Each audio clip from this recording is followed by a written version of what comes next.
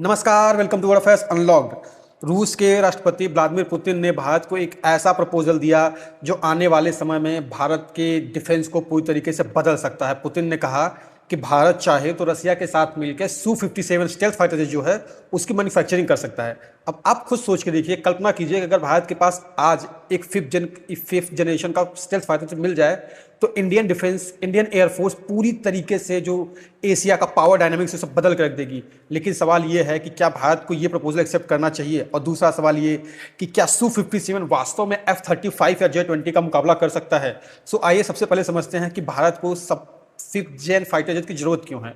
अगर आज देखें तो आज भारत के पास जो भारतीय वायुसेना है वो 4 तरीके के जहाज उड़ाती है। पहला Su-30 MKI, दूसरा राफेल, तीसरा मिराज 2000 और चौथा है तेजस। लेकिन इनमें से कोई भी एक फाइटर जेट नहीं है जो फिफ्थ जेन का हो या 4.5 जनरेशन से ऊपर का हो। और वहीं दूसरी ओर अगर चाइना की बात करें तो चाइना के पास J-20 माइटी ड्रैगन है, वो फिफ्थ जेन का फाइटर जेट है और वो ऑलरेडी चाइना की जो एयरफोर्स है वो यूज कर रही है। और अब चीन जो है वो 6 जेन के फाइटर जेट के बारे में सोच रहा है, उसके टेस्टिंग के बारे में आगे बढ़ रहा है। तो अब भारत में चाइना के कंपेरिजन में देखें तो बहुत बड़ा गैप अभी दिख रहा है, क्योंकि चाइना कहाँ 6 जन में जा रहा है, भारत अभी 4.5 जनरेशन का राफेल उड़ा रहा है।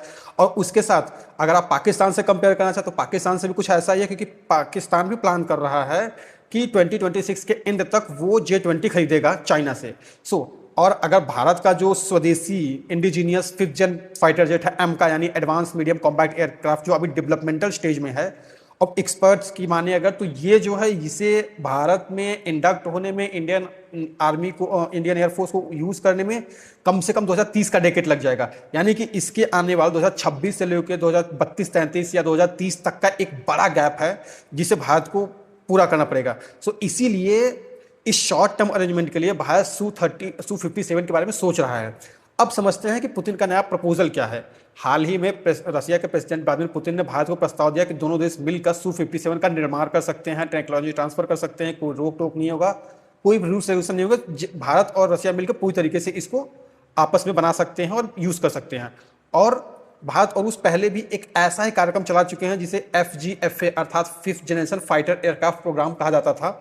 वो चलाते थे, वो Su-57 के का जो था Su-57 को भारतीय संस्करण के रूप में यूज करना था।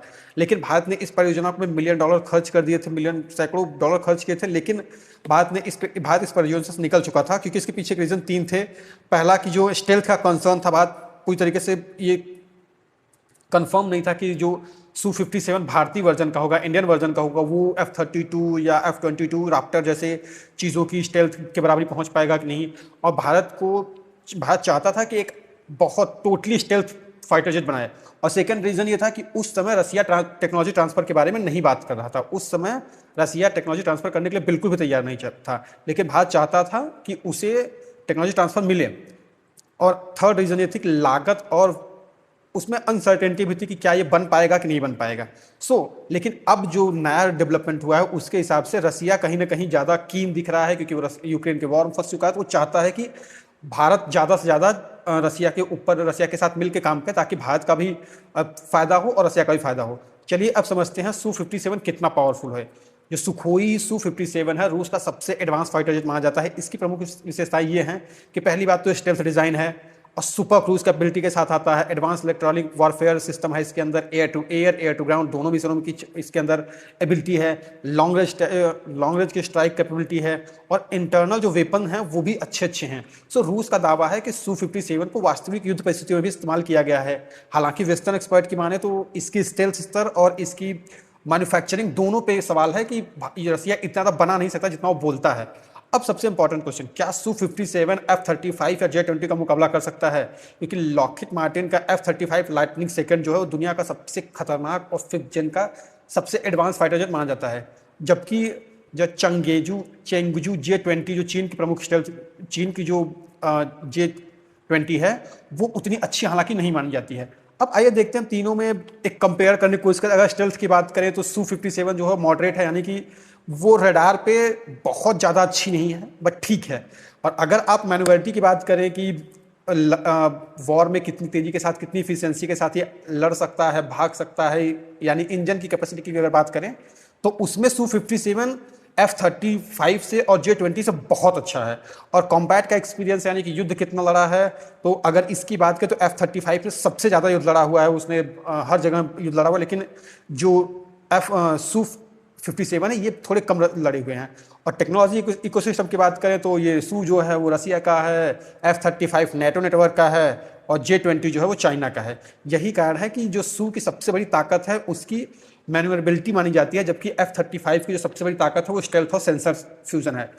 अगर Su-57 और F-35 की बात करें तो Su-57 वॉर में ज़्यादा पावरफुल तरीके से लड़ सकता है, ज़्यादा लंबे टाइम तक लड़ सकता है, ज़्यादा मैन्युअलिटी के साथ लड़ सकता है। लेकिन जो F-35 है वो रडार पर न दिखने की क्षमता के लिए ज़्यादा जाना जाता है। अब भारत को चूज करना पड़ेगा कि उसे पावरफुल ज़्यादा चाहिए या रडार पर न दिखने वाला प्लेन चाहिए। अब अगला आता है कि भारत की प्रॉब्लम क्या, भारत इसके बारे में इतना सोच क्यों रहा है। भारत के सामने आज 3 विकल्प हैं। ऑप्शन 1 पूरी तरीके से एमका का इंतजार करना, यानी कि भारत एमका का पूरी तरीके से इंतजार करे। उसका फायदा यह है कि वो इंडिजीनियस होगा, पूरी तरीके से भारत बनाएगा। लेकिन उसका सबसे बड़ा प्रॉब्लम यह है कि जैसा मैंने पहले आपको बताया कि 2030 के दशक में जाके कहीं ना कहीं इंडियन एयरफोर्स को मिलने वाला है। जो अभी 2026 से लेकर 2032-35 या जो भी 30 का ही मान लेगा सबसे मिनिमम रेंज, तो उसके बीच के जो 6 साल 7 साल का गैप है वो बड़ा गैप है। उसका एक प्रॉब्लम है। अब ऑप्शन नंबर 2 है कि आप भारत रसिया के साथ मिलके Su-57 की साझेदारी करे और जल्दी से जल्दी 5th जन की जो वो फाइटर जेट है उसको ले ले। हालांकि इसका नुकसान ये है कि भारत के पास इसमें इंडिजीनियसटी नहीं होगी और जो स्टेल्थ की जो प्रॉब्लम है, भारत जो चाहता है कि पूरी तरीके से रडार में न दिखे, उसमें एक सवाल जरूर है। अब तीसरा ऑप्शन आता है जो शायद सबसे ज़्यादा फिजिबल, जो शायद सबसे ज़्यादा अच्छा माना जा रहा है, वो ये है कि एमका का जो काम है, यानी कि जो भारत का एमका बन रहा है उसका काम जारी रहे। और साथ ही जो ये अगले 8-10 साल की गैप है या जो अगले 12-15 साल का गैप जो बन रहा है, जब तक कि एमका बनेगा, टेस्ट होगी, इंडियन एयरफोर्स को भाई उस नंबर तक चाहिए कि भाई आपको कितने नंबर में चाहिए, तो उस नंबर तक पहुंचते पहुंचते तब तक के लिए आप Su-57 मिल के बनाइए और उसका यूज कीजिए। अब इस अंतरिम, इस शॉर्ट टर्म के लिए शायद सबसे अच्छा तरीका माना जा सकता है। अब भारत के लिए वास्तविक प्रश्न Su-57 खरीदने का नहीं है। वास्तविक प्रश्न यह है कि क्या भारत अगले 10 वर्षों में अपनी वायु शक्ति को चीन के बराबर रखना चाहता है, या भारत सिर्फ एमका का वेट करेगा कि एमका आ जाए तब हम चाइना के बराबरी में जाएंगे। पुतिन का प्रस्ताव को लेकर, हालांकि इससे एक चीज तो है कि अगर पुतिन का प्रस्ताव भारत एक्सेप्ट करता है तो एक क्विक सोल्यूशन तो मिल जाएगा। लेकिन जो फाइनल डिसीजन है वो न्यू दिल्ली को करना पड़ेगा कि क्या भारत वेट करेगा एमका का, या भारत रसिया के साथ मिलके टेक्नोलॉजी ट्रांसफर और इन सब चीज़ों पर बात करके Su-57 को भारत में लाएगा। क्या भारत को Su-57 अपनाना चाहिए या पूरी ताकत एमका पे लगानी चाहिए? आपको क्या लगता है? आप अपनी राय कमेंट बॉक्स में जरूर बताइएगा। और ये है वीडियो के अंत, और आप देख रहे थे वर्ल्ड अफेयर्स अनलॉक। जय हिंद।